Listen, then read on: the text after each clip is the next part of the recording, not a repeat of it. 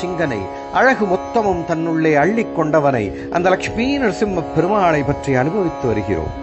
மொத்த அழகும் ஒரு அவதாரத்தில் கொட்டி கிடக்கிறவன் அந்த லக்ஷ்மி நரசிம்மன்.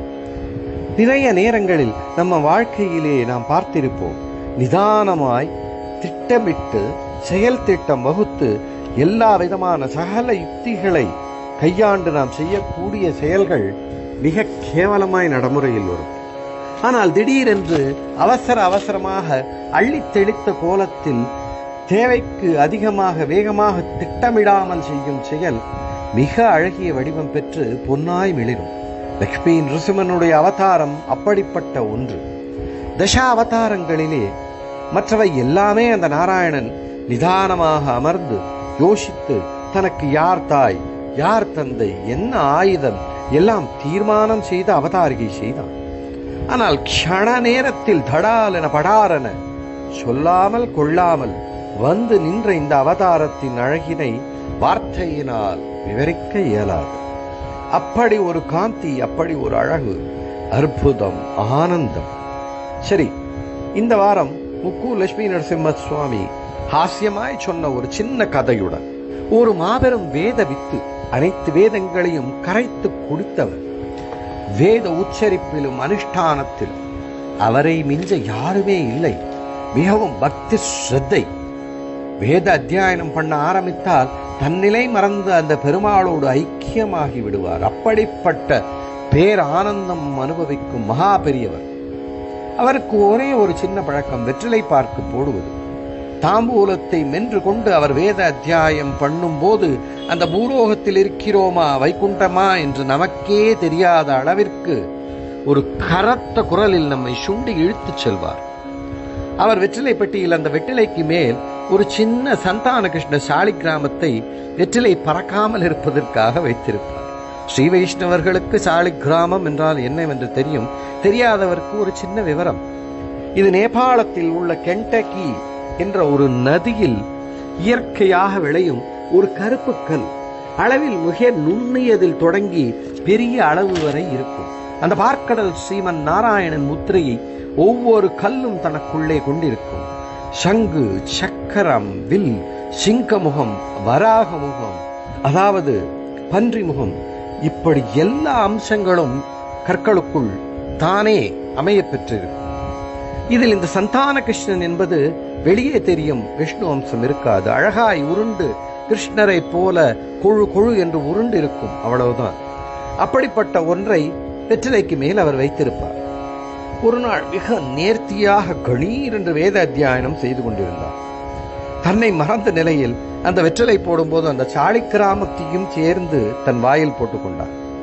வேதம் ஒரு போட போட சாலிகிராமம் இங்கேயும் அங்கேயும் உருண்டு பிறழ்கிறது.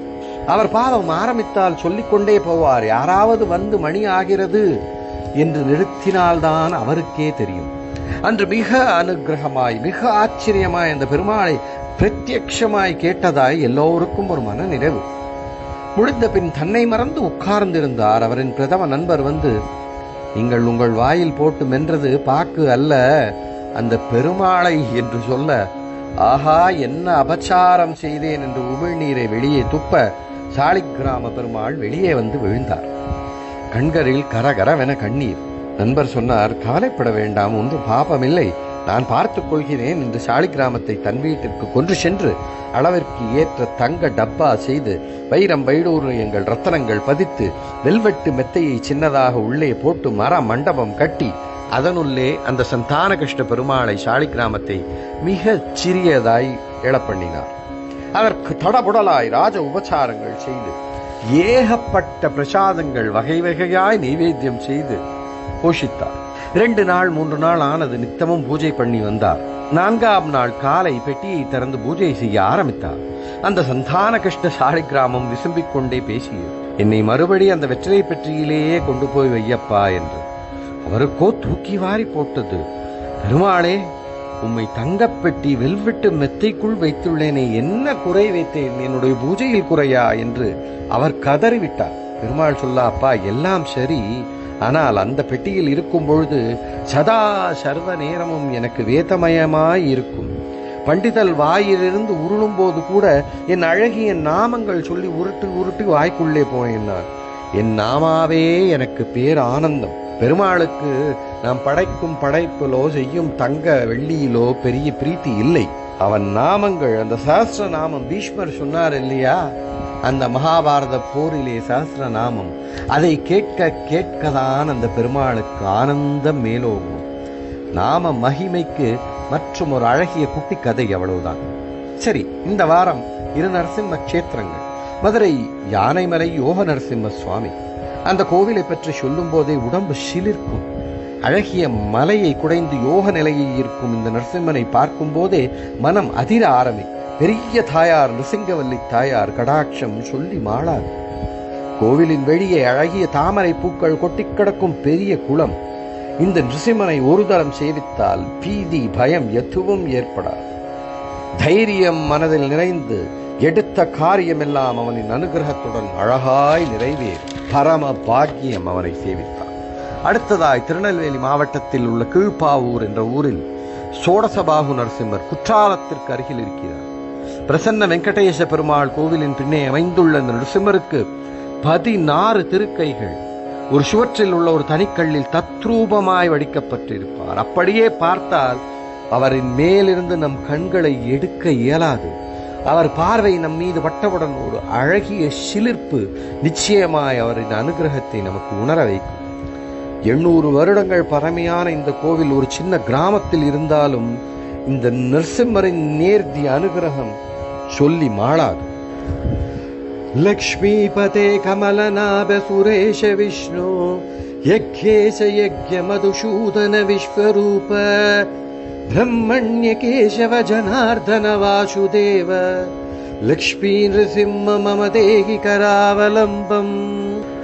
ஹே நிருசிம்மா, அந்த தேவர்களின் நாதனே, உன் வக்ஷஸ்தலத்தில் குடியிருக்கும் மகாலட்சுமி தாயாரின் பிரியநாதனே, இந்த லோக சிருஷ்டி கர்த்தாவான உன் தொப்புள் குடியிலிருந்து தாமரை தண்டின் மேல் அழகாய் ஒரு தங்க தாமரை பெரிதாய் மலர்ந்திருக்கிறது. நீயே இந்த சகல லோகத்தையும் இந்த சகல ஜீவன்களையும் ரட்சிக்கும் ஸ்ரீ மகாவிஷ்ணு. அந்த வைகுண்ட பத்தினி நீயே. கிருஷ்ண மதுசூதன விஸ்வரூபன் நீயே. கேசவ ஜனார்தன வாசுதேவன்.